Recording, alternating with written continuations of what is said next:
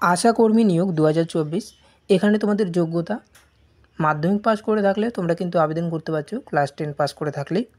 আর এখানে তোমাদের কিন্তু কোনো রকমের এক্সাম নেওয়া হবে না, কোনো রকমে তোমাদের কিন্তু অ্যাপ্লিকেশন ফিও নেওয়া হবে না। সরাসরি তোমাদের ইন্টারভিউর মাধ্যমে নিয়োগ করা হবে।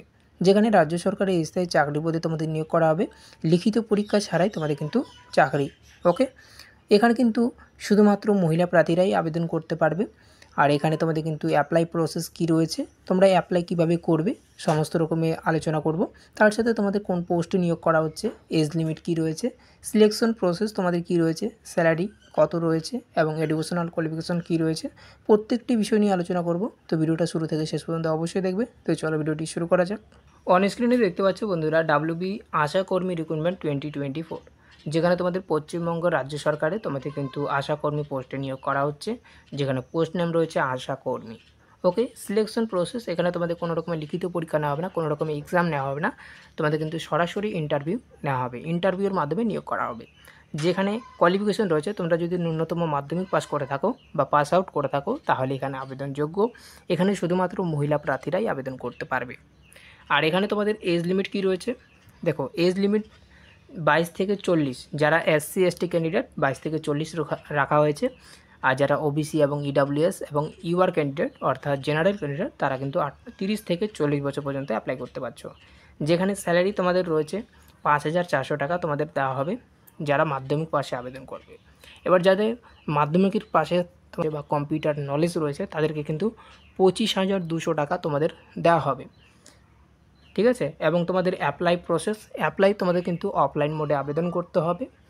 অ্যাপ্লিকেশন ফি তোমাদের কিন্তু কোনো রকমের অ্যাপ্লিকেশন ফি দিতে হচ্ছে না। যেটা লাস্ট ডেট রয়েছে 31/7/2024, লাস্ট ডেট 31/7/2024, মানে জুলাই মাসের 31 তারিখে তোমাদের লাস্ট ডেট রয়েছে।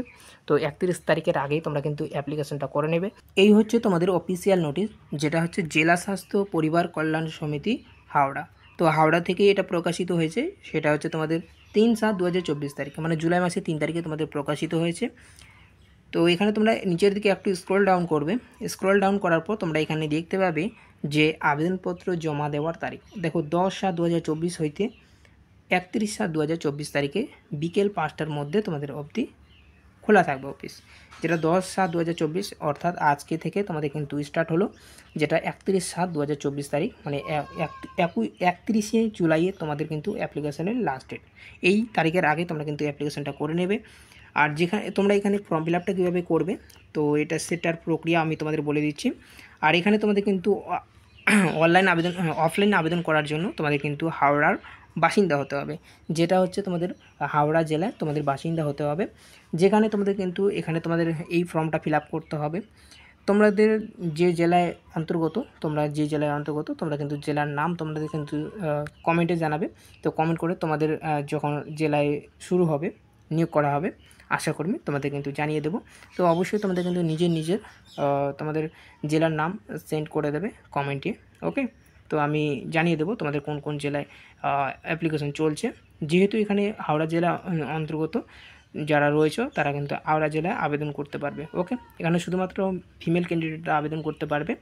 আর এখানে তোমরা ফর্ম ফিল আপটা করবে, কীভাবে করবে দেখো, এখানে যার নামে আবেদন করছো তার নাম দিয়ে দেবে। দিয়ে দেওয়ার পর এখানে রঙিন ছবি তোমরা কিন্তু আঠা দিয়ে লাগাবে।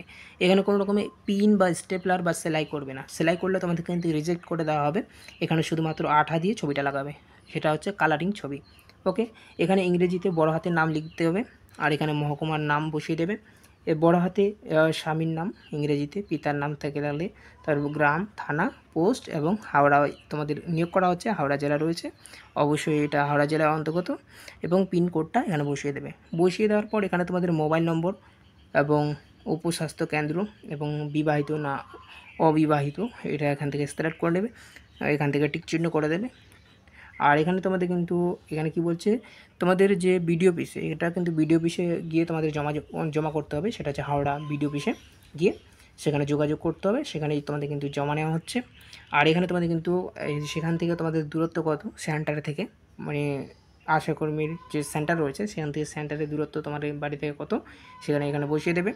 এবং এখানে তোমাদের কাস্ট সার্টিফিকেটগুলো সিলেক্ট করতে হবে। তো অত কিছু দরকার নেই, তো তোমরা একটু স্ক্রল ডাউন করে নিচের দিকে চলে আসবে, এই ডকুমেন্টগুলো নিয়ে যাবে, যেটা হচ্ছে অ্যাডমিট কার্ডের জন্য পাসপোর্ট সাইজ ছবি, 5 টাকার ডাক টিকিট সহ নিজের ঠিকানায় নাম লেখা খাম এবং মাধ্যমিকের অ্যাডমিট কার্ড, বয়সের প্রমাণপত্র, মাধ্যমিক সমতুল্য পরীক্ষার মার্কশিট, ইপিক কার্ড নয়তো রেশন কার্ড আর এসসি/এসটি সার্টিফিকেট এগুলো লাগবে। তার সাথে তোমাদের কিন্তু এখানে বড় করে তোমাদের কিন্তু ফুল সিগনেচার করে দেবে এখানে। ওকে, ফুল সিগনেচার করে দেওয়ার পর এই ডকুমেন্টগুলো অরিজিনালগুলো নিয়ে যাবে, তার সাথে জেরক্স কপিও নিয়ে যেতে হবে। এবার এই ডকুমেন্টটা তোমরা কীভাবে বের করবে, এটা তোমরা যদি মোবাইল থেকে বের করতে চাও অবশ্যই তোমরা কিন্তু টেলিগ্রাম চ্যানেলে লিঙ্ক দেওয়া রয়েছে ডিসক্রিপশন বক্সে, সেই লিঙ্কে ক্লিক করো, তোমরা কিন্তু এই ফর্মটা ডাউনলোড করে নেবে। আগে ফর্মটা ভালো করে দেখো, আমি যদি ফেক ভিডিও আপলোড করে থাকি তাহলে ফর্মটা ভালো করে দেখো। অবশ্যই কিন্তু কমেন্ট করে জানাচ্ছে যে আমি ফেক ভিডিও আপলোড করি, তো তাদেরকে বলবো আগে নোটিশটা ভালো করে চেক আউট করো। ওকে, আমি কিন্তু ফেক ভিডিও কোনো রকমে আপলোড করি না আগে। আর এখানে কোন কোন ঠিকানা তোমাদের সেটা জমা করতে হবে, দেখো হাওড়ায় যেটা তোমাদের এই ডিস্ট্রিক্টের আন্ডারে যারা আবেদন করবে এই ঠিকানায় পাঠাতে হবে। তোমরা কিন্তু এখান থেকে চেক আউট করে নেবে কোন ঠিকানা তোমরা যেটা ভালো হয়, যে ঠিকানাটা তোমাদের কাছে রয়েছে সেই ঠিকানায় গিয়ে জমা করবে।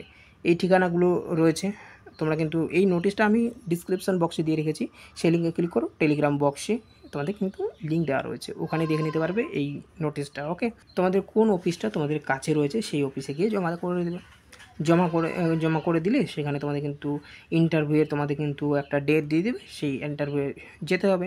ইন্টারভিউ হয়ে গেলেই তোমাদের কিন্তু এখানে চাকরি তোমাদের কিন্তু পার্মানেন্ট পোস্টে নিয়োগ করা হচ্ছে, যেখানে স্থায়ী চাকরি পদে তোমাদের নিয়োগ করা হচ্ছে। তো আজকে এই পর্যন্ত ভিডিওটা ছিল। ভিডিওটা ভালো লেগে থাকলে ভিডিওটাকে অবশ্যই লাইক করে দেবে, চ্যানেলে নতুন থাকলে চ্যানেলটাকে অবশ্যই সাবস্ক্রাইব করে রাখবে। থ্যাংক ইউ, ধন্যবাদ, জয় হিন্দ।